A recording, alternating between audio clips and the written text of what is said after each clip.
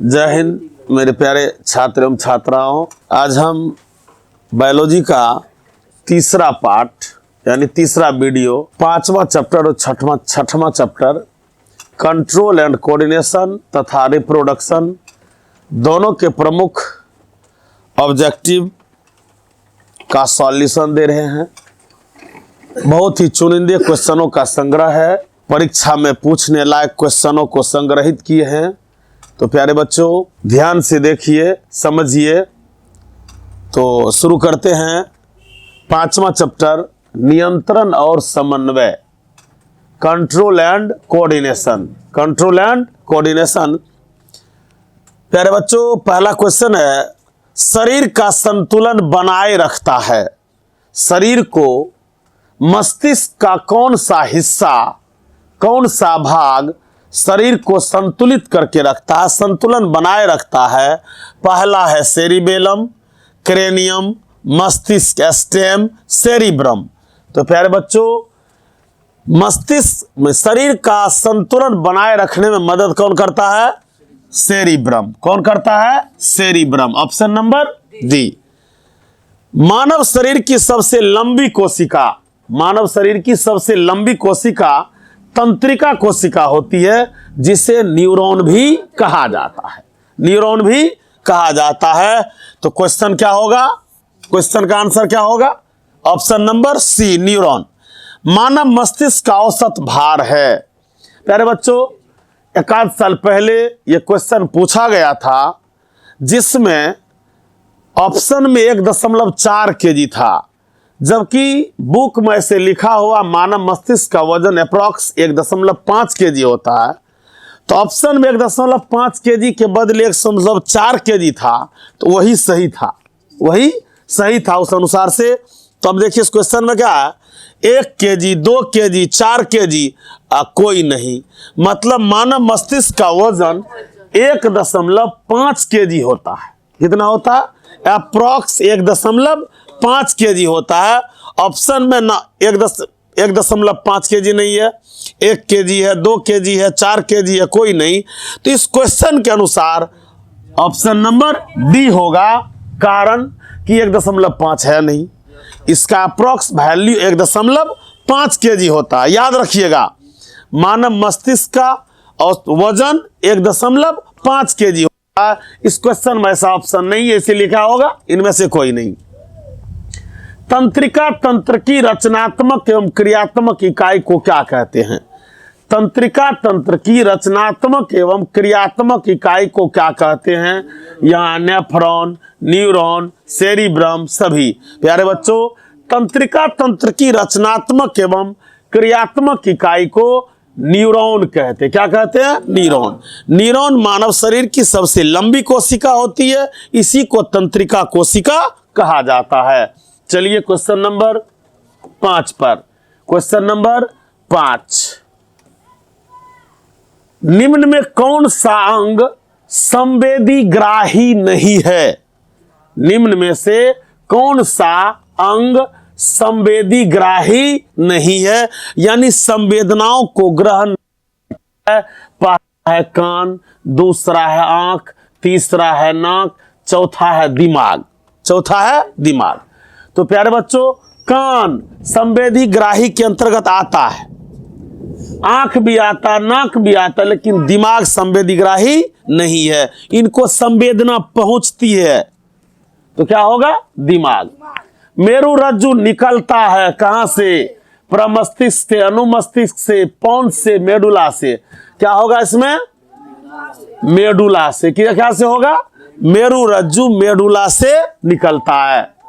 दो न्यूरॉन के संपर्क बिंदु को क्या कहा जाता है? दो न्यूरॉन का डेंड्राइट्स। ध्यान देंगे, न्यूरॉन में डेंड्राइट्स होती है, जिसे द्रुमिका कहते हैं। वो धागानुमा होती है।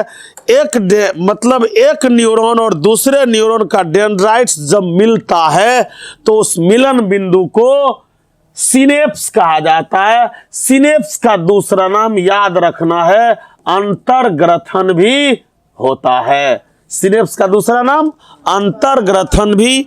ऑप्शन मगर अंतर्ग्रथन है तो वो होगा और इसका इंग्लिश नेम है सिनेप्स। चलिए, पोन्स मेडुला और अनुमस्तिष्क अग्र मस्तिष्क का हिस्सा है, मध्य मस्तिष्क का हिस्सा है, पश्च मस्तिष्क का हिस्सा है, प्रमस्तिष्क का हिस्सा है। अब इसमें से जवाब देना है, पोन्स मेडुला और अनुमस्तिष्क किस मस्तिष्क का हिस्सा है? कौन मस्तिष्क का होगा? पश्च मस्तिष्क। कौन मस्तिष्क? पश्च मस्तिष्क। वैसे सामान्यतः ब्रेन को 3 भाग में बांटा गया है, अग्र मस्तिष्क, मध्य मस्तिष्क, पश्च मस्तिष्क। तो ये क्या होगा? पश्च मस्तिष्क का हिस्सा है पोन्स मेडुला और अनुमस्तिष्क। क्वेश्चन नंबर 9 है, निम्न में कौन सी अनैच्छिक क्रिया नहीं है? यानी इन ऑप्शन में से चुनना है कौन सी क्रिया अनैच्छिक नहीं है, यानी ऐच्छिक है। तो प्यारे बच्चों, वमन, चबाना, लार आना, हृदय का धड़कन, इस क्वेश्चन को जरा ध्यान से देखिए। क्वेश्चन कह रहा है निम्न में से कौन अनैच्छिक क्रिया नहीं है, यानी ऐच्छिक क्रिया है। तो प्यारे बच्चों, लार आना ऐच्छिक क्रिया नहीं है, हमेशा लार नहीं। हृदय का धड़कन ऐच्छिक नहीं है, वमन ऐच्छिक नहीं है। कौन चीज? चबाना ऐच्छिक है, यानी मन होगा तो चबाएंगे, नहीं तो नहीं चबाएंगे। क्या होगा इसमें? चबाना। याद रखिएगा, ऐच्छिक क्रिया में शरीर का मतलब ये कहने का, एक क्रिया इच्छा के अनुसार होती है। कीन मतलब इच्छा। ये शरीर क्रिया जब करती है इच्छा के अनुसार होगी। अभी हम बोल रहे हैं, मेरा इच्छा है बोलना तो बोल रहे हैं, तो बोलना ऐच्छिक क्रिया। अब हम मेरे आंख का पलक ऊपर नीचे हो रहा है, ये शरीर के अनुसार नहीं, मतलब ये इच्छा के अनुसार नहीं होगी, अनैच्छिक क्रिया है। अब हृदय का धड़कना अनैच्छिक क्रिया है, हमारे आपके इच्छा के अनुसार नहीं चलती है, तो क्या होगा? चबाना। चलिए क्वेश्चन नंबर 11 पर, क्वेश्चन नंबर 11, क्वेश्चन नंबर 10 होगा यहाँ। कौन सा भाग शरीर की स्थिति, मस्तिष्क का कौन सा भाग शरीर की स्थिति तथा संतुलन का अनुरक्षण करता है? शरीर की स्थिति और अनुरक्षण का संतुलन करता है अग्र, मस्त, अनु, सभी। तो प्यारे बच्चों, क्या आंसर होगा? अग्र मस्तिष्क। अग्र मस्तिष्क इसका ऑप्शन होगा option number A. Option number A, अग्र मस्तिष्क शरीर के को संतुलित और अनुरक्षित रखती है। दो तंत्रिका, अभी क्वेश्चन वहां पीछे ये रिपीट है, दो तंत्रिका के मध्य खाली स्थान को क्या कहते हैं? सिनेप्स। क्या कहेंगे? सिनेप्स। Option number B. यही अंतःग्रथन जो अभी तुरंत मैं बता चुका हूं। मस्तिष्क उत्तरदायी है सोचने के लिए, हृदय स्पंदन, शारीरिक संतुलन, मतलब इनमें से सभी क्रिया के लिए मस्तिष्क उत्तरदायी है। इसीलिए मस्तिष्क को सूचनाओं का भंडार कहा जाता है। तंत्रिका तंत्र की रचनात्मक और क्रियात्मक इकाई को क्या कहते हैं? न्यूरॉन। निम्न में कौन सा पादप हार्मोन नहीं है? बच्चों, पादप हार्मोन 5 तरह के। पहला है auxin, gibberellin, cytokinin, abscisic acid और एथिलीन। अब क्वेश्चन यहां है, जो निम्न में कौन पादप हार्मोन नहीं है? पादप हार्मोन एथिलीन है, साइटोकाइनिन है, ऑक्सिन है, लेकिन ऑक्सीटॉक्सिन नहीं है। ऑक्सीटॉक्सिन नहीं है। ऑक्सीटॉक्सिन मानव का हार्मोन्स है। किसका है? मानव का हार्मोन्स है। तो इसमें ये विजातीय हो गया। Option number D. Option number D.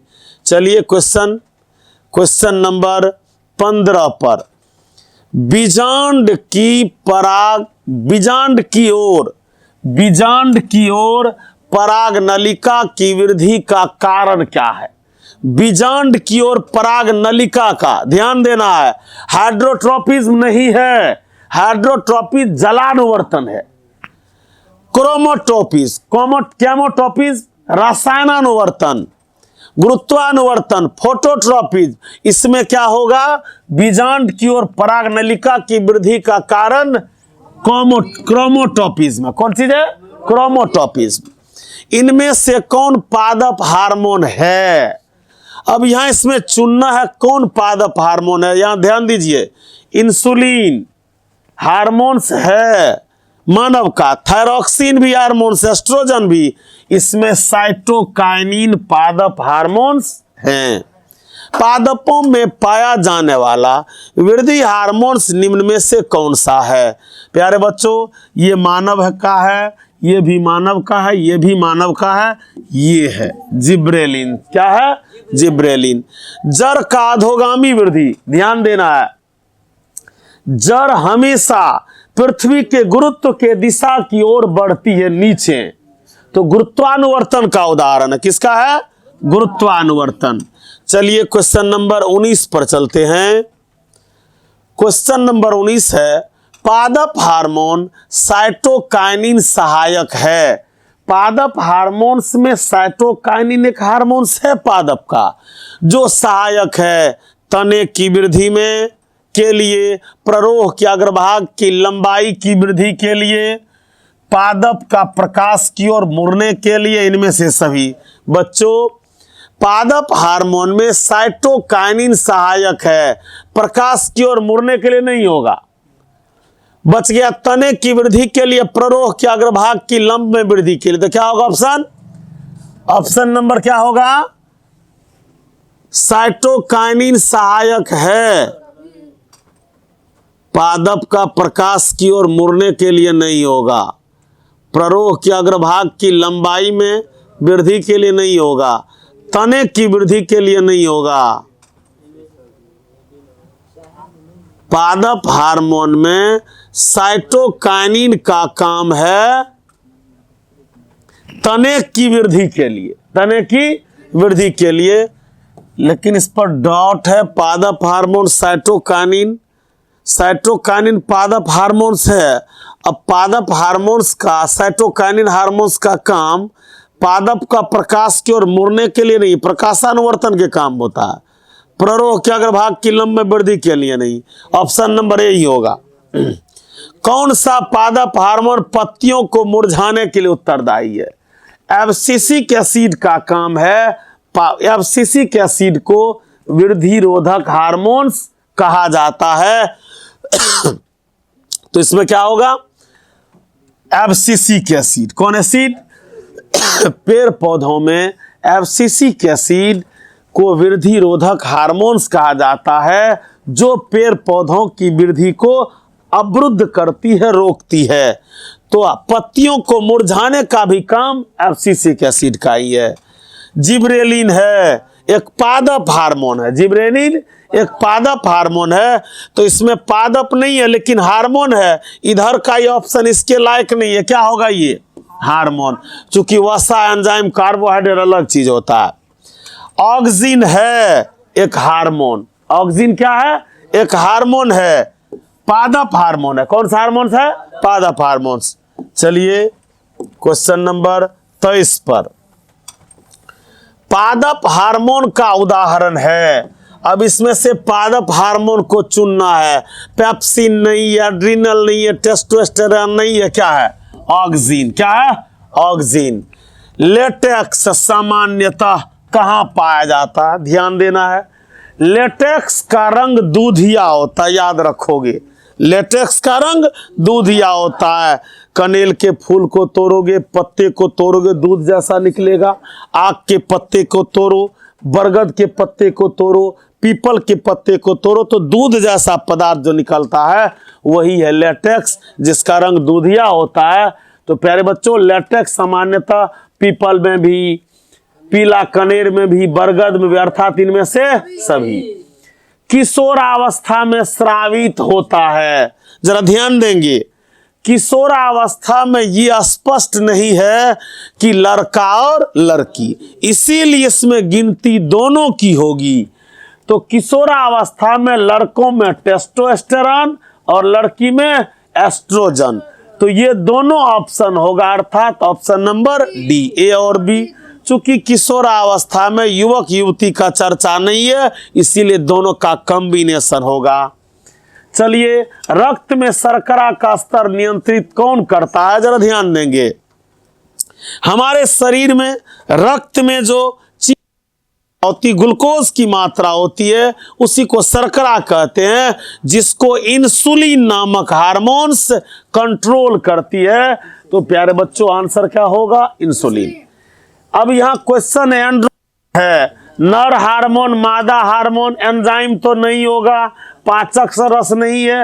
अब चयन करना है नर हार्मोन है या मादा हार्मोन। तो क्या होगा इसमें, एंड्रोजन नर हार्मोन है, यानी ऑप्शन नंबर ए।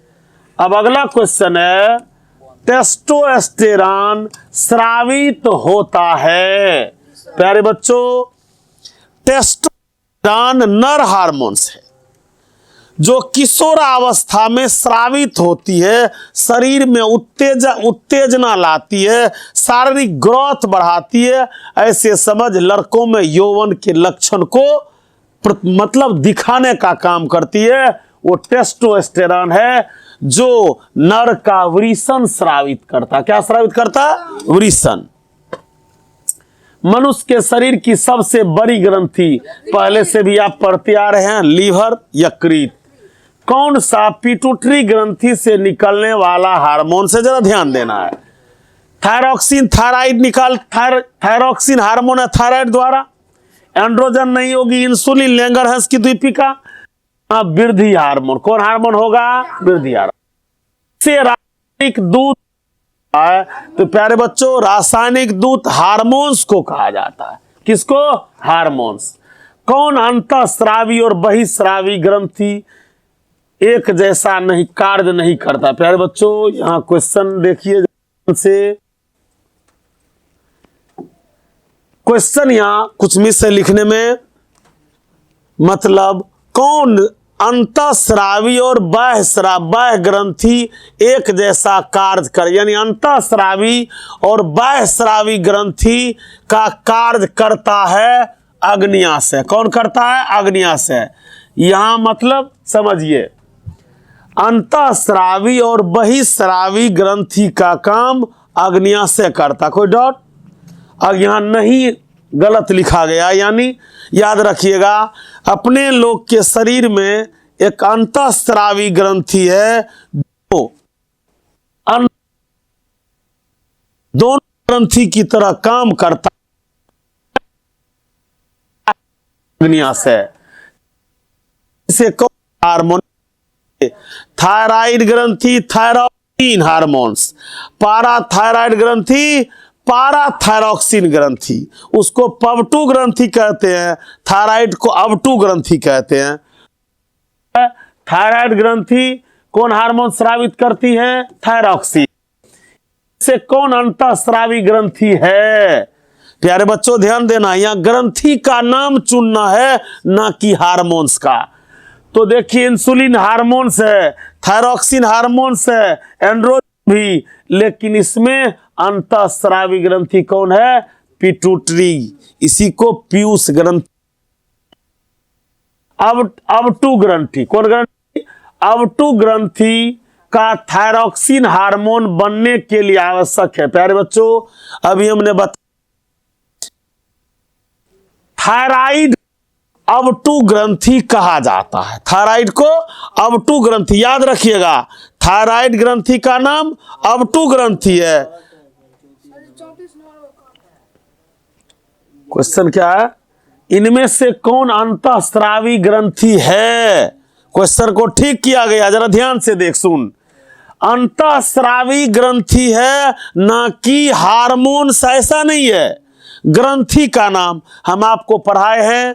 अंतःस्रावी ग्रंथि सुन लीजिए, पीयूष ग्रंथि, थायराइड ग्रंथि, पाराथायराइड ग्रंथि, लैंगरहंस की द्वीपिका, एड्रिनल, और उसमें मतलब क्या कहोगे, रिप्रोडक्टिव में, जनन में आता है, नर में वृषण, मादा में अंडाशय। तो क्वेश्चन यहां है अंतःस्रावी ग्रंथि है, हार्मोन्स की चर्चा इसमें अंतःस्रावी ग्रंथि तो हार्मोन्स बनाती है, लेकिन यहाँ अंतःस्रावी ग्रंथि के नाम में क्या होगा? Pituitary gland. क्या होगा?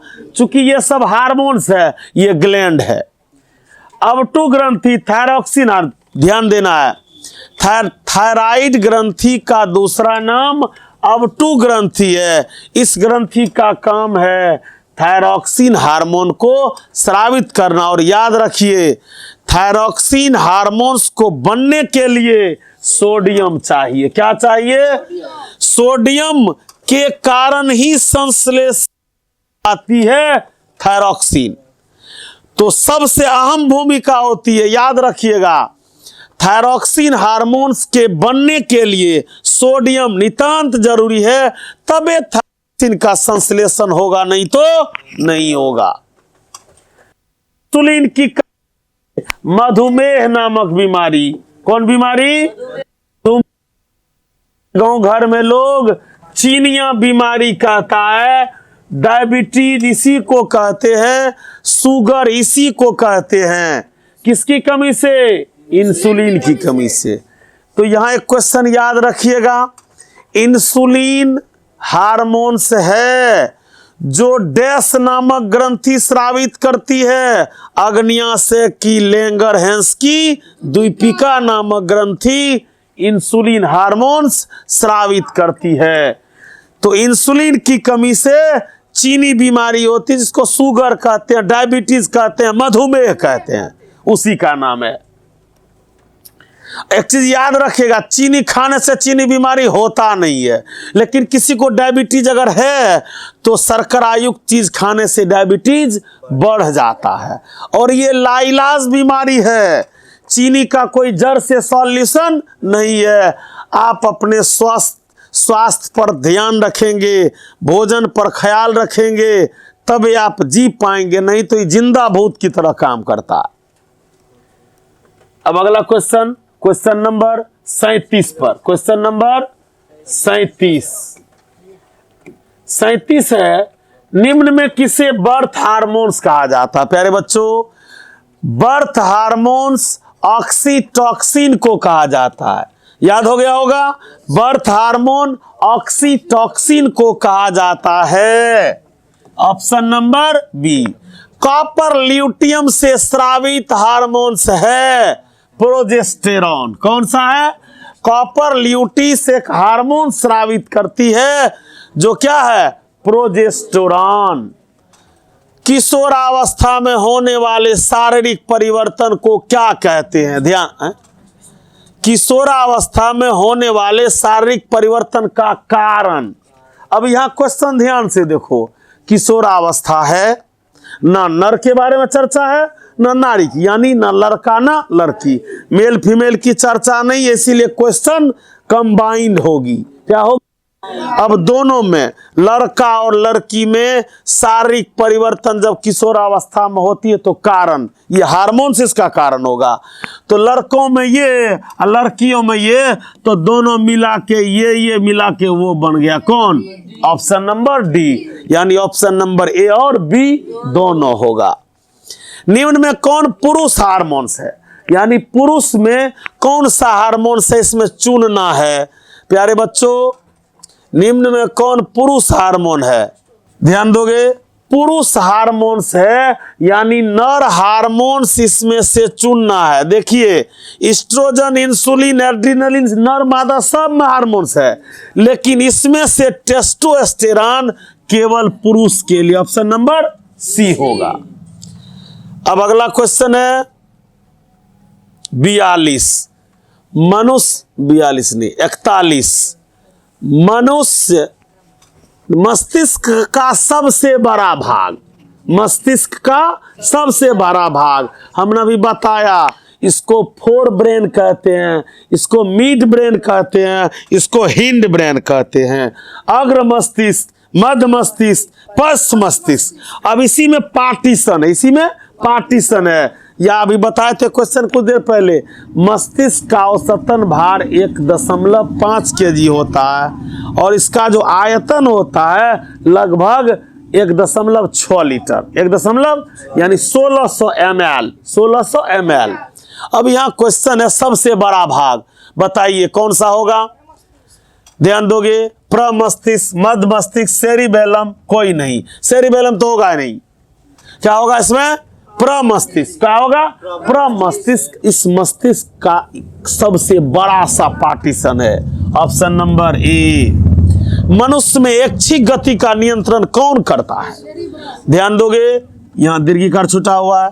सेरिबेलम नहीं करता, सेरिब्रम मनुष्य के ऐच्छिक गति को नियंत्रित करती है। Option number B. सूचना चेतना का भंडारण होता है आंख, अभिवाही अंग, कोई नहीं, मस्त ध्यान देंगे। सूचना और चेतना का भंडारण मस्तिष्क होगा, ब्रेन, मस्तिष्क में।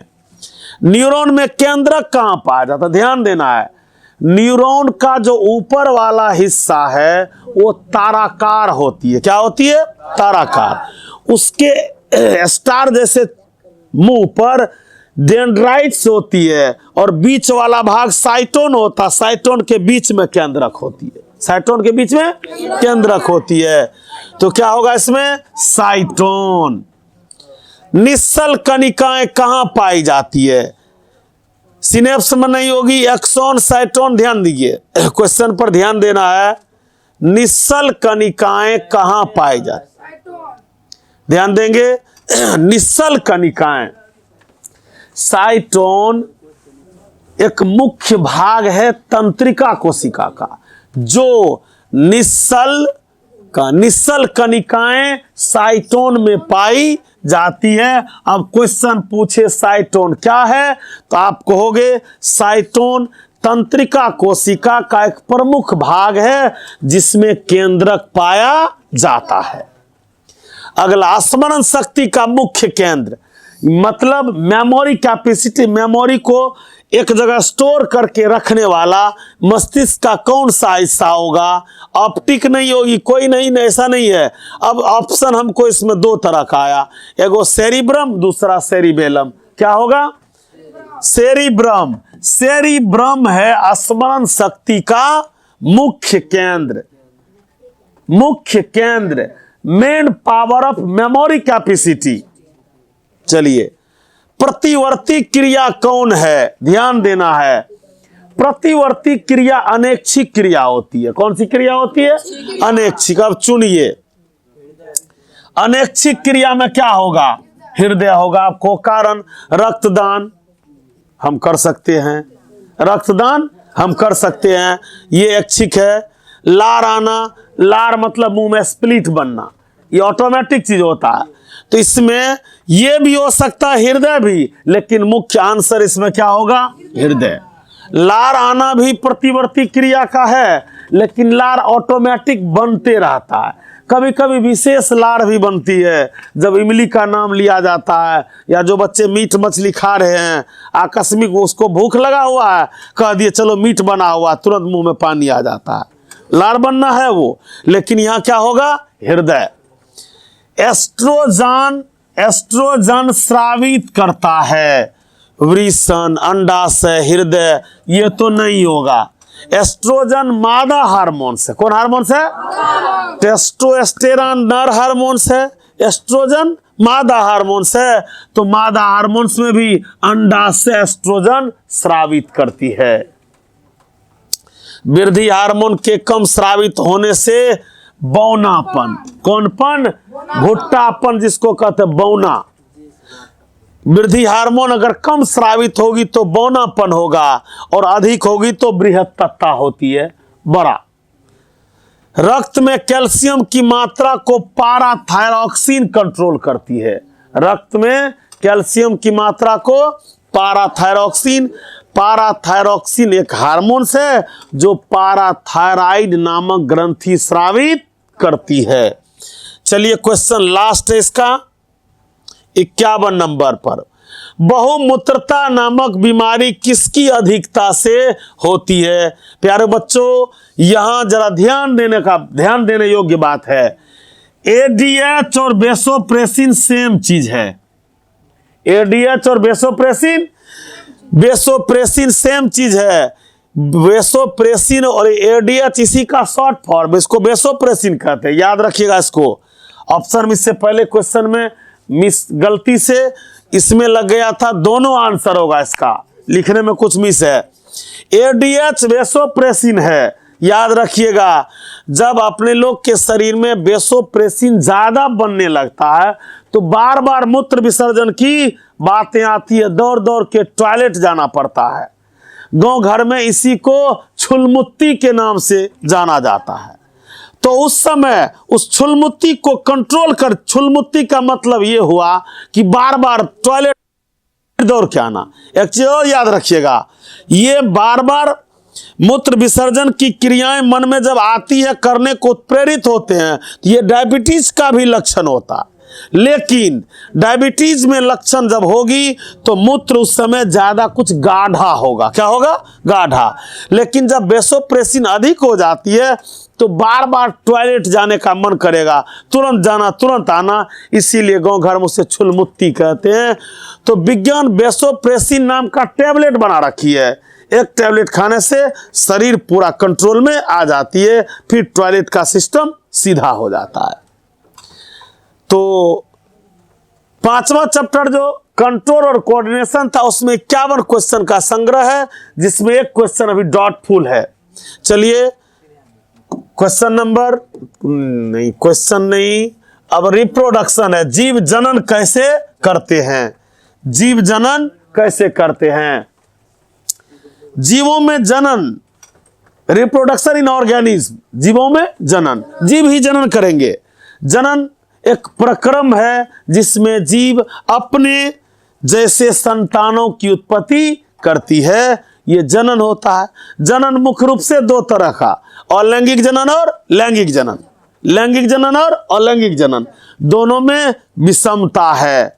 मनुष्य, गाय, भैंस, बकरी, ये सब लैंगिक जनन करता है। अलैंगिक जनन में छोटे छोटे चीज आते जो आगे चर्चा होगी। चलिए देखिए, पहला क्वेश्चन है, परागकण निम्न में से किसके अंदर, परागकोश के अंदर परागकण पाया जाता है? या परागकोश में क्या पाया जाता है? परागकण। उल्टा सीधा दोनों जानना है। निम्न में किसमें द्विखंडन होता है? अमीबा में। किसमें होगा? अमीबा में। कौन खंडन? ध्यान दीजिएगा, कभी कभी अमीबा बहुखंडित भी होती है, इनकी संख्या कम है। अधिक मात्रा में अमीबा द्विखंडित होती है। तो क्या होगा इसमें? अमीबा। एकलिंगी पादप का उदाहरण पपीता, सरसों, अरहुल, मटर। ध्यान देना, क्या होगा? एकलिंगी पादप का उदाहरण क्या होगा? पपीता, सरसों, अरहुल, मटर। क्या होगा? पपीता। क्या होगा? पपीता। चलिए क्वेश्चन नंबर 4, फूल में नर प्रजनन अंग है। ध्यान देना है, फूल के नर प्रजनन अंग को पुंकेसर कहा जाता है और मादा प्रजनन अंग को स्त्रीकेसर कहा जाता है। तो प्यारे बच्चों, फूल में नर प्रजनन अंग है, क्या होगा? पुंकेसर। द्विखंडन होता है, ध्यान दीजिए, पैरामीशियम, लिस्मेनिया, इनमें से सभी अमीबा। क्या किसमें क्या होगा? पैरामीशियम में भी द्विखंडन होती है, लिस्मेनिया में भी, अमीबा में भी। वैसे इसका ऑप्शन डी होगा, लेकिन अगर खास ऐसा क्वेश्चन हो तो याद रखना अमीबा होगा। क्या होगा? अमीबा। अमीबा में अलैंगिक जनन की कौन सी विधि? खंडन या विखंडन। खंडन या विखंडन। फूल का कौन सा भाग फल में बदलता है? अंडाशय। क्या होगा? अंडाशय। फूल का कौन सा भाग फल में बदलता है? अंडाशय। पौधों में जनन अंग कहां पाया जाता है? पुष्प में। किसमें? पुष्प में। अब अगला क्वेश्चन है, नंबर क्वेश्चन है, निम्न में से कौन पुनरुद्भवन का उदाहरण है? निम्न में से कौन पुनरुद्भवन का उदाहरण है? प्यारे बच्चों, हाइड्रा नहीं होगा, अमीबा नहीं होगा, एस्पाइरोगायरा। क्या होगा? एस्पाइरोगायरा। अमीबा में अधिकांश पोषण कैसे होता है? अंतर्ग्रहण। किसके द्वारा? अमीबा में अधिकांश पोषण अंतर्ग्रहण के द्वारा। पुष्प का नर भाग अभी तुरंत बताए हैं, नर भाग है पुमंग। नर भाग है पुमंग। इसी को पुंकेसर कहते हैं। पुष्प का कौन सा भाग परागकण बनाता है? ध्यान देना है। बाह्यदल, पंखुड़ी, पुंकेसर, स्त्री केसर। पुष्प का कौन सा भाग परागकण बनाता, क्या बनाएगा? पुंकेसर। हाइड्रा में प्रजनन की कौन सी विधि होती है? इस क्वेश्चन को जरा ध्यान दीजिए। हाइड्रा और यीस्ट में मुकुलन द्वारा प्रजनन होती। किसके द्वारा? मुकुलन द्वारा। तो इसमें कहीं मुकुलन है, यहाँ मुकुलन द्वारा। अलैंगिक जनन मुकुल, इसी क्वेश्चन को उल्टा दिया है। अब देखिए, हाइड्रा और यीस्ट में मुकुलन होती है। इस ऑप्शन में मुकुलन है तो हाइड्रा क्वेश्चन में है, यहाँ मुकुलन है तो यीस्ट है। क्या है? यीस्ट। चलिए यीस्ट होगा। परागकोश में क्या होता है? परागकण। क्या होता है? परागकण। चलिए क्वेश्चन नंबर 15 पर वहां लिखा हुआ परागकण। ऑप्शन नंबर क्या होगा? D. Option number D. Pushpi पौधों में लैंगिक जनन किसमें होता है? पुष्पी पौधों में लैंगिक जनन किसके द्वारा? फूलों द्वारा। मुकुलन द्वारा। फिर वही क्वेश्चन है, मुकुलन द्वारा। इसमें हाइड्रा नहीं है तो क्या होगा? यीस्ट होगा। बीज विकसित होता है कहाँ? ध्यान देंगे, परागकोश, पुंकेसर, अंडा से कहाँ होगी? बीजांड में। बीज कहाँ विकसित होती है? बीजांड में। पूर्ण विकसित अंडाशय क्या कहलाता है? पूर्ण विकसित अंडाशय क्या कहलाता है? बीजांड, बीज, फल, कोई नहीं। क्या होगा? फल। क्या होगा? फल। नर युग्मक में गुणसूत्र की संख्या, प्यारे बच्चों यहां ध्यान देना है, नर युग्मक की चर्चा है, जरा गौर कीजिएगा। नर युग्मक में मात्र 22 होता है। क्या होता है? 22 होता है, याद रखना है। नर युग्मक में 22 होता है, जबकि नर में 23 जोड़ा होता है। युग्मक की चर्चा है, नर युग्मक में 22 होगा मात्र। और जब वैसे क्वेश्चन होगी जो मानव शरीर में कितने जोड़े गुणसूत्र होते हैं, तो 23 जोड़े। जब नर युग्मक की चर्चा होगी तो केवल 22, याद रखना, केवल 22, नो डॉट 22 होगी। और वैसे गुणसूत्र की संख्या 23 जोड़ी, लेकिन नर में युग्मक लगा है, इसीलिए क्या होगा? 22। अंडाणु निषेचित होती है कहाँ? फैलोपियन ट्यूब में। याद रखिएगा, कुछ बच्चे गर्भाशय में लगाते थे, ऐसा नहीं होगा। फर्टिलाइजर मतलब निषेचन की क्रिया माताओं के फैलोपियन ट्यूब में होती है। निषेचित होकर जब जायगोट बनती है तब वह किस में आता है? गर्भाशय में भ्रूण का विकास होता है, ना कि निषेचन होती है। निम्न में कौन मादा जनन तंत्र का भाग नहीं है? मादा का नहीं है कौन? ये पुरुषवा का है, शुक्रवाही का। एंड्रोजन क्या है? नरलिंग हार्मोन। क्या है? नरलिंग हार्मोन। एंड्रोजन नर हार्मोन्सों का कॉम्बिनेशन है, जिसका मुख्य हार्मोन टेस्टोस्टेरोन होता है।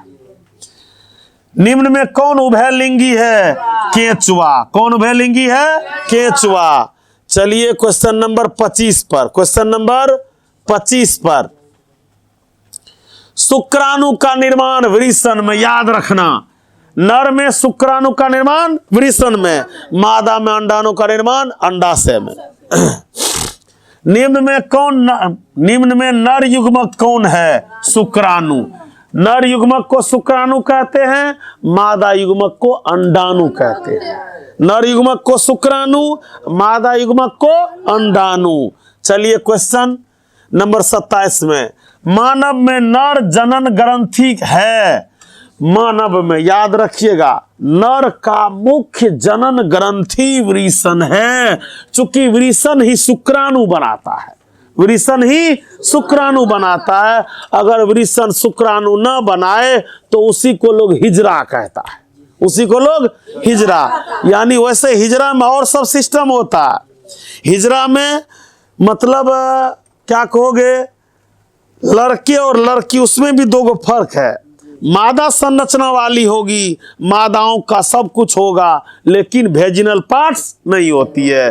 नर हिजरा में लिंग नहीं होता है, तो लिंग नहीं होता तो सेक्सुअल क्रिया नहीं होगी, सेक्सुअल क्रिया नहीं होगी तो रिप्रोडक्शन नहीं होगी। यानी हिजरा समाज के लोग सेक्सुअल क्रिया नहीं करते हैं, तो क्या होगा इसमें? वृषण। चलिए, भ्रूण का विकास अभी तुरंत हमने बताया था गर्भाशय में। और लैंगिक जनन के समय कौन सा विभाजन होता है? प्यारे बच्चों ध्यान देना है यहां। और लैंगिक जनन के समय कौन सा विभाजन होता है? समसूत्री। क्या होगा? समसूत्री। चलिए क्वेश्चन नंबर 30। जीव जिस प्रक्रम द्वारा वंश में वृद्धि करते हैं जनन कहलाता है। क्या कहलाता है? जनन। Option number A. चलिए क्वेश्चन नंबर 31 पर। Question number 31। किस प्रकार के जनन में जनक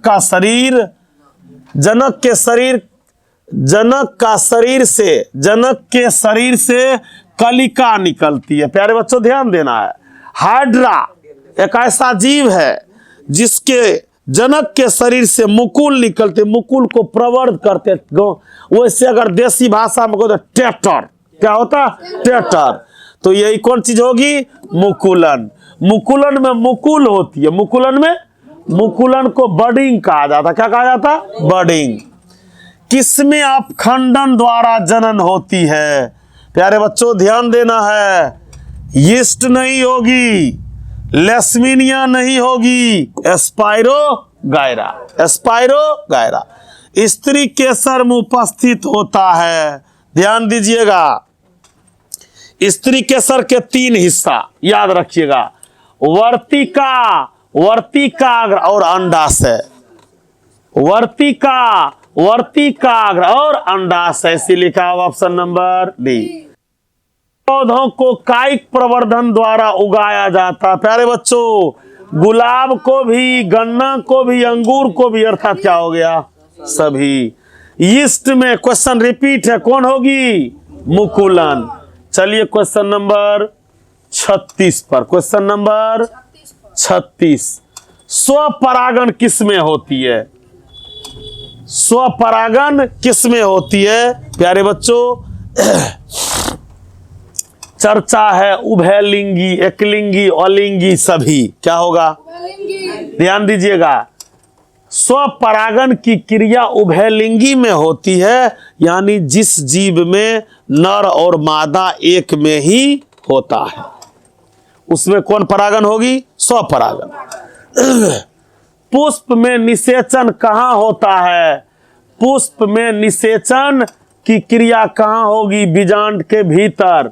बीजांड के भीतर नहीं, भ्रूण कोश के भीतर नहीं, भ्रूण कोश के बाहर अंडाशय। क्या होगा? अंडाशय। स्त्रियों में एमसी के दौरान एक परिपक्व अंडाणु किस दिन अंडाशय से बाहर निकलता है?